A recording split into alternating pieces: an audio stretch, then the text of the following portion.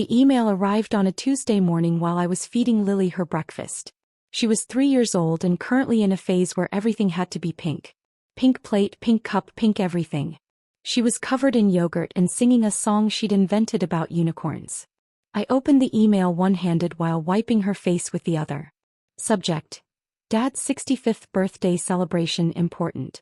I should have known from the subject line. Any email from my brother that started with important in all caps was never actually important. It was just his way of making sure everyone paid attention to him.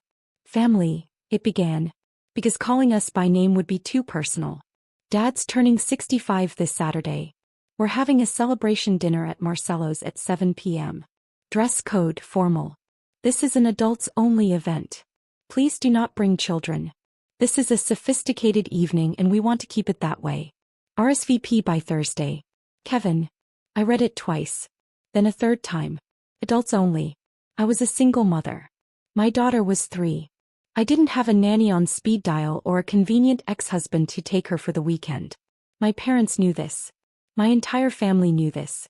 Which meant the email was basically saying, "Don't come, Natalie."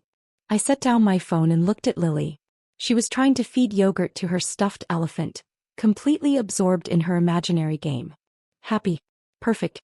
The best thing that had ever happened to me. And the thing my family pretended didn't exist. My phone buzzed. A text from my mother. "Natalie, you saw Kevin's email? We really hope you can make it. Maybe you can find a sitter." I typed back, "On 3 days' notice? For a Saturday night? That's not realistic." Her response came immediately. "Well, we really want this to be a nice evening for your father. No distractions. You understand." Distractions. My daughter was a distraction. I didn't respond. Another text, this time from Kevin. "Mom said you're making this difficult. It's just one dinner. Can't you figure it out?" Then my sister Amanda. "Seriously, Nat? It's Dad's birthday. Just leave Lily with a babysitter like a normal person." A normal person. As if single mothers weren't normal. As if my life was somehow abnormal because I'd chosen to keep my daughter after her father left. I took a deep breath. Typed a response to the family group chat. "I won't be able to attend. Have a wonderful dinner." Kevin, typical. "Always has to be about you." Amanda, "Dad's going to be so disappointed." Mom, "Natalie, please don't do this. It's important to your father." I muted the conversation and finished feeding Lily her breakfast. Then my phone rang. I almost didn't answer. But I did. "Natalie." His voice was stern. The voice he used when he was about to lecture me. "Your mother tells me you're not coming to my birthday dinner. I can't find childcare on 3 days' notice, Dad. And the invitation said no children. So find someone. You're an adult. Figure it out. It's not that simple. Lily doesn't do well with strangers and my regular babysitter is out of town. I'd need someone I trust and that's not something I can arrange in 3 days. This is exactly what I'm talking about. Ever since you had that child, everything is an excuse. Everything is complicated. Why can't you just be normal for one night?" That child. He called his granddaughter, that child. "Her name is Lily," I said quietly. "And she's your granddaughter. She's the result of a poor decision with a man who abandoned you. And now you expect everyone to rearrange their lives around your mistake." The words hit like a physical blow. Mistake. He'd called Lily a mistake before but never quite so directly. "I'm not expecting anything," I said, my voice steady despite the rage building in my chest. "I'm simply declining an invitation to an event I cannot attend. Have a good birthday, Dad. If you don't come, don't bother coming around for a while. I'm tired of your drama, Natalie. Tired of your excuses. Tired of you using that child as a shield for your failures. Understood. Enjoy your dinner." I hung up before he could say anything else. Lily looked up at me from her yogurt-covered elephant. "Mama's sad." I smiled at her. "No, baby. Mama's fine. We're going to have a special dinner on Saturday. Just you and me and some very special friends. Because I just made a decision. If my family wanted an adults-only dinner at Marcelo's, they could have it. But so could I. I made 3 phone calls that morning. The first was to Governor Richard Morrison. We'd met 4 years ago when I was consulting on his education reform initiative. I'd been one of the lead policy analysts on his campaign team, back before I got pregnant, back when I was still trying to make my family proud by working in politics. Natalie. His voice was warm. It's been too long. How's my goddaughter? She's perfect. Growing like a weed. Actually, that's why I'm calling. Are you free Saturday night? For you two, boys. What's the occasion? I'm finally taking you up on that dinner invitation. There's something I want to do and I'd love your support. Mysterious. I like it. Count me in. The second call was to Marco Vitelli, the owner of Marcelo's. I'd helped his daughter get into an excellent graduate program last year, called in a favor with a professor I knew, wrote a glowing recommendation. His daughter was thriving now, working on her doctorate. Natalie. How can I help you? Marco, I need a table for Saturday night. 7:30. The private corner table with the best view. Saturday is very busy, but for you? Of course. How many guests? 4. And Marco? I need complete discretion. There will be another party in the main dining room, my family. I'd prefer they not know I'm there until the right moment. There was a pause. Then, I understand. The corner table is private, partially screened. Perfect for what you need. Consider it done. Thank you, Marco. No thank you. My daughter speaks of you often. You changed her life. This is the least I can do. The third call was to my lawyer, Patricia Chin. She'd been helping me with some intellectual property issues related to my consulting business. Patricia, I need to ask you something. That offer you mentioned last month, the board position at the Education Foundation. Is it still available? The offer stands until you accept or decline. Why? I'd like to accept. And I'd like to make the announcement on Saturday. That's short notice for a press release. I don't need a press release. I just need documentation. Official letters. Something tangible. Natalie, what are you planning? I'm planning to have dinner with my daughter and some friends. That's all. She laughed. All right. I'll have everything ready by Friday. Saturday arrived. I dressed Lily in her favorite pink dress. Not because it was formal, but because she loved it. I wore a simple black dress, elegant but understated. Nothing too flashy. I didn't need flash. I had something better. I had the truth. Governor Morrison picked us up at 6:30. He was in a suit, casual by his standards, and his wife Sarah was with him. There's my beautiful goddaughter. He scooped Lily up and she giggled.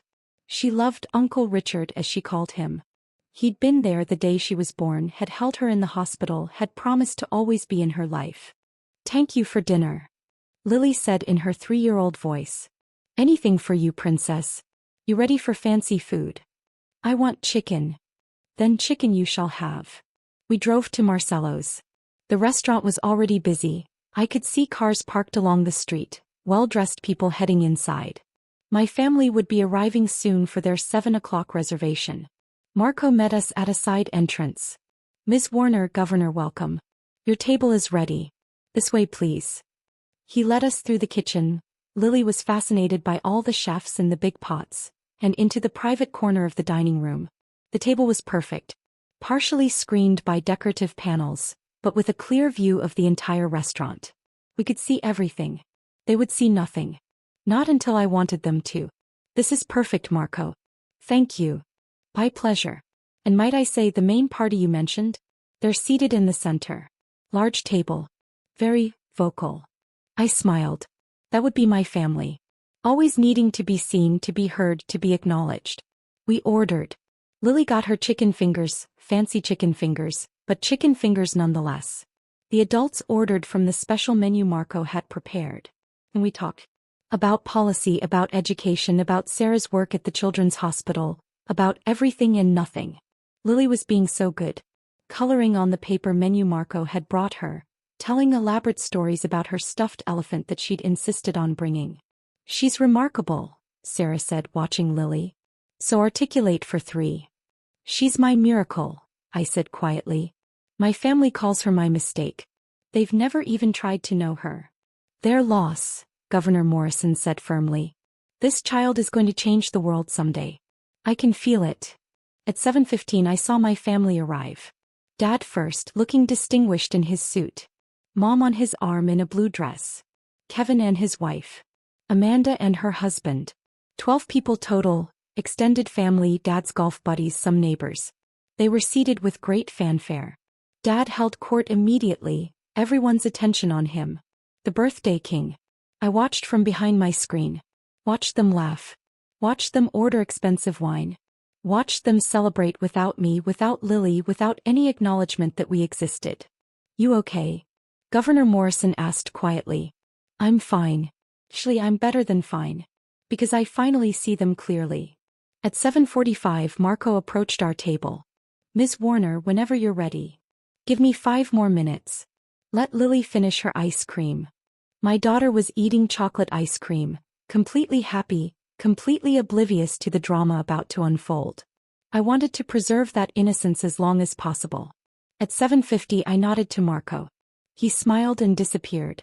2 minutes later, the lights in the restaurant dimmed slightly.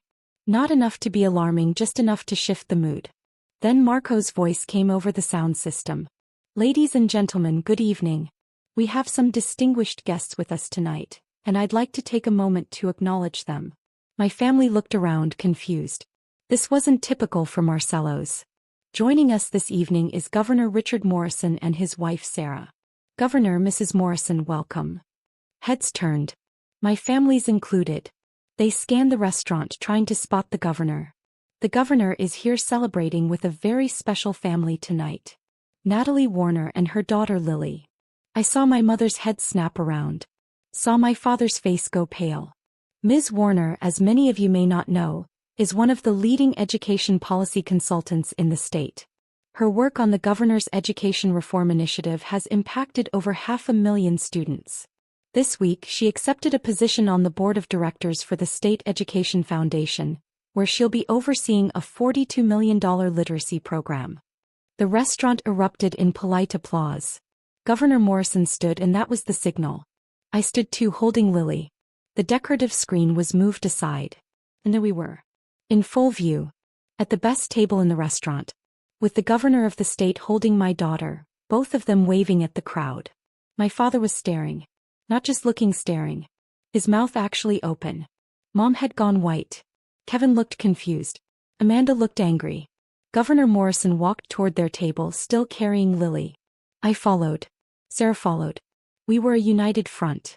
Excuse me, Dad said to the governor, not recognizing him yet. That's my daughter. And my granddaughter. I know, Governor Morrison said warmly. I'm Richard Morrison, Lily's godfather. And I have to say, Mr. Warner, you've raised an extraordinary woman. Natalie's work has been instrumental in shaping education policy across the state. You must be very proud. Dad just stared. Recognition was dawning. The governor of the state, holding his granddaughter, calling his daughter extraordinary. I didn't know she'd be here, Dad stammered. Really? She made the reservation weeks ago. Best table in the house. Governor Morrison smiled, but there was steel in it.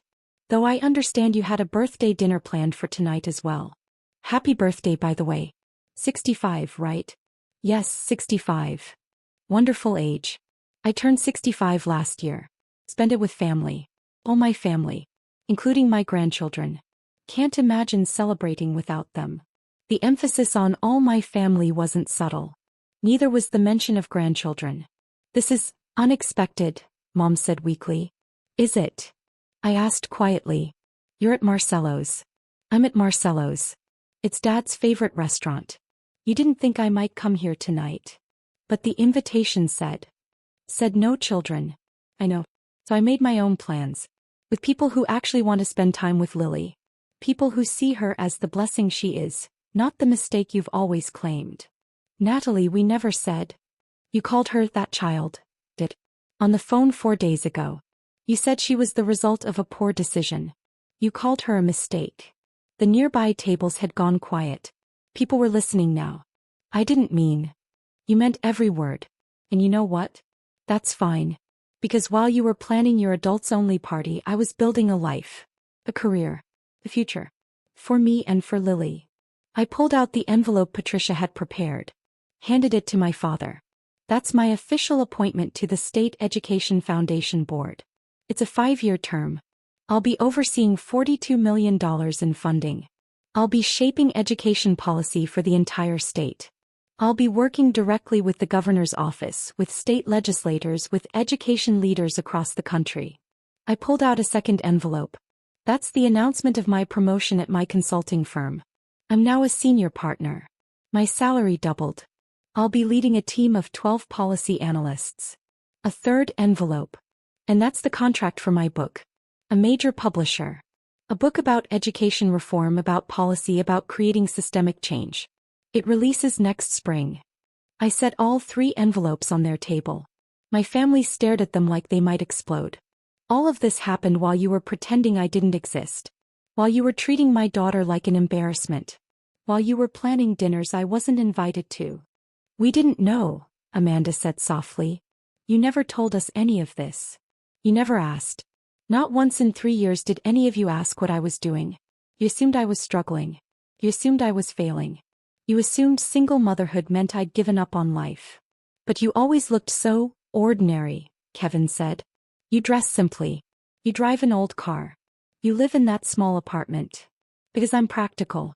Because I don't need designer clothes or fancy cars to validate my worth. Because I'd rather invest in Lily's future than in impressing people who don't matter. Governor Morrison shifted Lily in his arms. She was getting sleepy, her head on his shoulder. I think we should let you folks get back to your dinner. But Mr. Warner, one more thing. Lily here? She's my goddaughter. Which means she's under my protection. She's part of my family. And I take care of my family. All of them. Always. The message was clear. Hurt Lily, hurt Natalie, and you'll answer to the governor. We walked back to our table. The restaurant was absolutely silent except for our footsteps. As we sat down, Marco appeared with a birthday cake. A small one just for our table. Happy birthday, he said loudly enough for the whole restaurant to hear. To Mr. Warner in the center and to Ms. Warner at table 1. Both born on the same day, both celebrating tonight. I hadn't told my family that I shared my father's birthday. We'd been born exactly 35 years apart. Same day, same hospital actually. But they'd never remembered. Never celebrated mine. It was always just Dad's day. The restaurant sang happy birthday. To both of us. Dad's table sang weekly. Everyone else sang to me, to our table, to the governor holding my sleeping daughter. We left shortly after. Lily was tired and I'd made my point. As we walked past my family's table, Mom reached out. Natalie, wait. Please. I stopped. Can we talk? After tonight? Can we try again? I looked at her. At all of them. At their confused, guilty faces. I don't know, I said honestly. You spent 3 years erasing us. Pretending we didn't exist. Being ashamed of your own granddaughter. That's not something you fix with one conversation. But we want to try, Dad said. His voice was small now. None of the authority from before. Please. Give us a chance. Why? Why should I? Because we're family. Family doesn't treat each other the way you've treated us. Family doesn't call children mistakes. Family doesn't plan celebrations that deliberately exclude people. We were wrong, Kevin said. I was wrong. The invitation, the adults-only thing, that was my idea. I thought it would be easier without kids running around. Lily doesn't run around. She's 3. She sits quietly, she colors, she uses her manners. You've never even given her a chance to show you who she is. Then let us, Amanda said. Let us meet her. Really meet her. Get to know her. I looked down at Lily, asleep now in the governor's arms. So peaceful. So perfect. So completely unaware of the drama surrounding her existence. I'll think about it, I said finally. But no promises. And no expectations. If we try this, it's on my terms. You want to be in our lives? You earn it. You show up. You show respect. You treat Lily like the blessing she is. Understood. They nodded. All of them. I'll call you next week. Maybe we can have coffee. Just talking. No big dinner, no performance. Just honest conversation. If that goes well, maybe we try a family visit. Small. Casual. At a park where Lily feels comfortable. Thank you, Mom whispered. Don't thank me yet. This is a trial. One wrong move, one dismissive comment. One moment of treating Lily as less than she is, and we're done. Permanently. We understand. Governor Morrison stood up, cradling Lily. We should get this little one home. Long day for such a small person. We walked out together. The entire restaurant watched us leave. The governor, the successful consultant, the sleeping child, and the family we'd chosen rather than the family we'd been born with. In the car, Sarah turned around from the front seat. You were magnificent in there. I was angry. You were honest. There's a difference. Do you think I was too harsh? I think you were exactly harsh enough. They needed to see what they'd been missing. What they'd been dismissing. Governor Morrison caught my eye in the rearview mirror. You know I'm proud of you, right? Not just for tonight but for everything. The work you do, the mother you are, the person you've become. Lily's lucky to have you. I'm lucky to have her. Will you really give them another chance? I don't know. Maybe. Part of me wants to. Part of me thinks they don't deserve it. They probably don't. But that's not really the question, is it? The question is whether you want them in your life. Whether having a relationship with them, flawed as it may be, is worth the effort. And what do you think? I think only you can answer that. But I also think Lily deserves to know her grandparents. If they can learn to be worthy of her. The following Tuesday I met my mother for coffee. Just the two of us. Neutral territory, a Starbucks halfway between our homes. She looked older than I remembered. Tired. She ordered tea, then spent 5 minutes adding sugar and stirring it, clearly nervous. Thank you for meeting me, she said finally. You said you wanted to talk. I did. I do. Natalie, I owe you an apology. A real one. Not just, I'm sorry you're upset, but a real acknowledgement of what we did wrong. Okay. We treated you terribly after you got pregnant. We were embarrassed. Your father especially. He told everyone you were going places, working for the governor's campaign, dating that lawyer, planning a big career.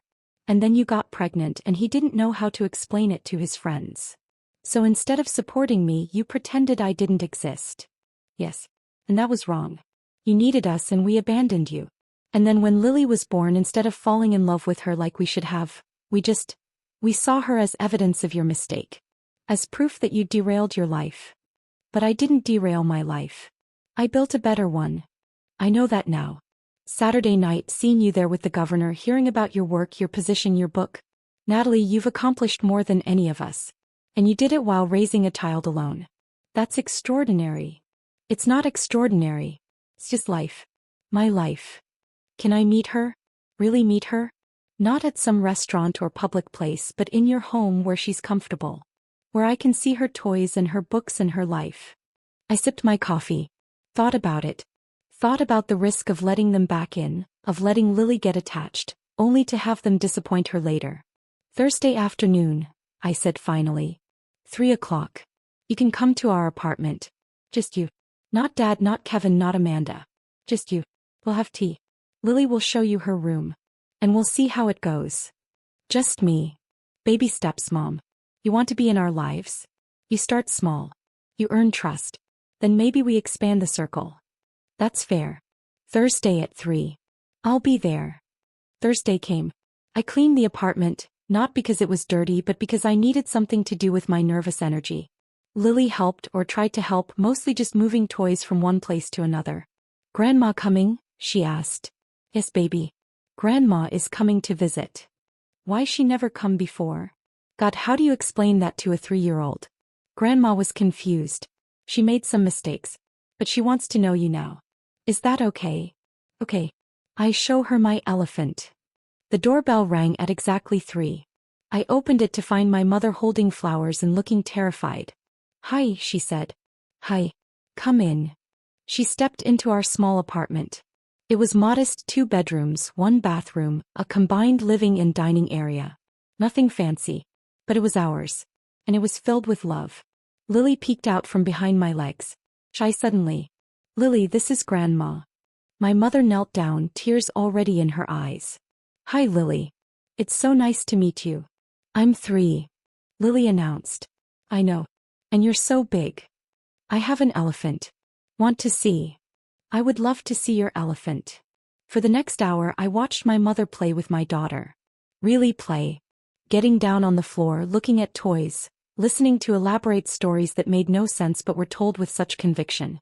Laughing at Lily's jokes. reading books in silly voices. At one point, Lily climbed into her lap. Just climbed right up and settled in like she belonged there.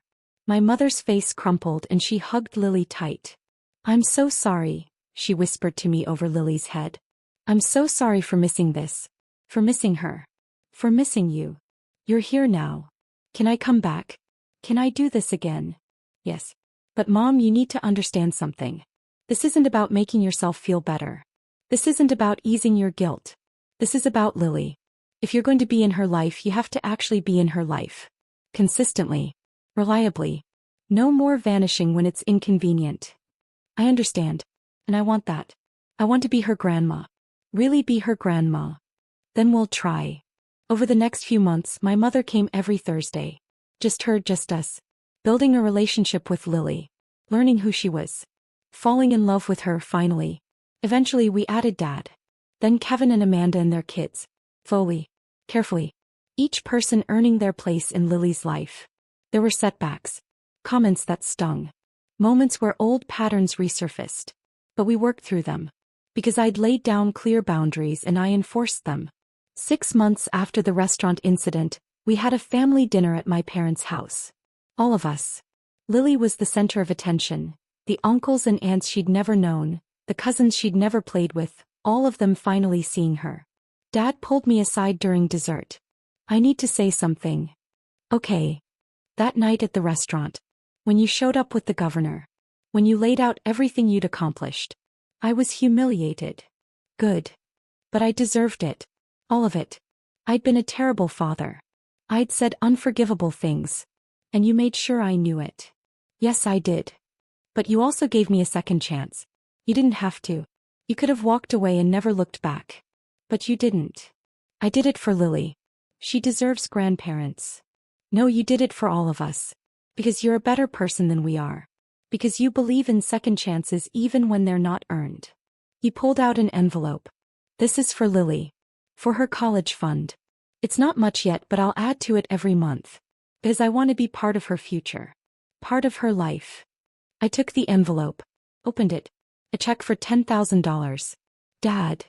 I know it doesn't make up for what we did. For what I said. But I want to try. I want to be the grandfather she deserves. Will you let me?" I looked across the room at Lily. She was laughing with her cousins, completely happy, completely oblivious to the adult drama around her. "Yes," I said. "But Dad, if you ever call her a mistake again. If you ever make her feel less than loved. We're done. Understood." "Understood."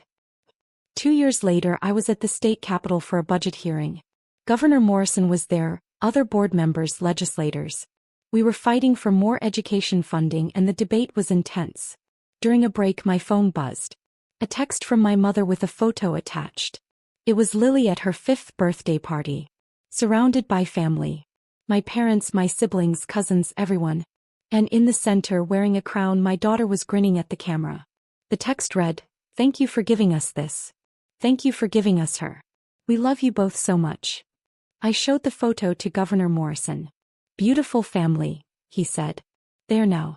Wasn't always that way. The best families aren't born, they're built. You built this, Natalie. You demanded better and you created better. I just wanted my daughter to grow up loved. And she is. By everyone. Including a state governor who still can't believe he gets to be called Uncle Richard." I laughed. Put my phone away. Went back into the hearing room.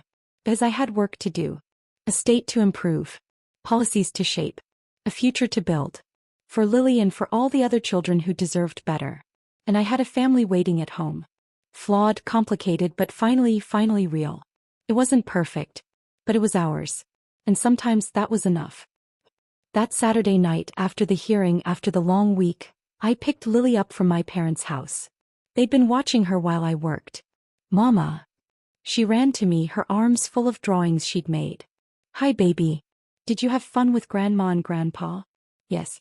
We made cookies and played games and Grandpa read me 3 stories. My father appeared in the doorway. "She's welcome anytime, you know.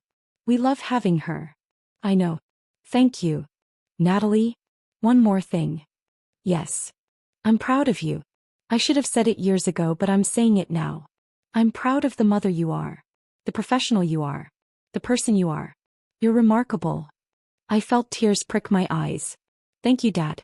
That means a lot. Happy birthday, by the way. 37 today, right? You remembered. Of course I remembered. You're my daughter. How could I forget? For the first time in years on the birthday we shared, he'd actually acknowledged it. We're having cake, Mom called from inside. For both birthdays. Yours and your father's. Come back in for just a minute. So we did. Lily and I walked back into my parents' house and there was a cake. 2 names on it. Mine and Dad's. Celebrating together. Finally. We sang. We ate cake. We laughed. And for the first time in a very long time I felt like I belonged. Not because I'd proven myself. Not because I'd succeeded despite them. But because they'd finally learned to see me. The real me. The me I'd always been. It had taken a dramatic dinner with the governor. It had taken public embarrassment. It had taken hard boundaries and difficult conversations. But we'd gotten here. To this moment. To this cake with 2 names on it. To this family that finally felt like family. As we drove home, Lily fell asleep in her car seat, exhausted from a day of being loved by everyone. My phone buzzed. Governor Morrison, happy birthday, Natalie. Heard through the grapevine you spent it with family. The chosen one and the born one both. That's what life should be. I smiled and typed back, thank you. For everything. For being there that night at the restaurant. For being Uncle Richard. For being family. Always. That's what godfathers are for. See you at the next board meeting. And bring Lily. The Capitol staff love her visits. I put my phone down and drove home through the city lights. To our apartment. Our small, perfect, love-filled apartment. Where a 3-year-old had taught a whole family how to love. Where a single mother had built an empire while everyone thought she was struggling. Where a woman had demanded respect and refused to settle for less. And where, finally, she'd gotten everything she deserved. Not because it was given to her. But because she'd built it herself. One boundary at a time. One honest conversation at a time. One moment of refusing to be invisible at a time. Until she was impossible to ignore. Until she was undeniable. Until she was exactly who she'd always been meant to be. Successful. Strong. And most importantly, enough. Always enough.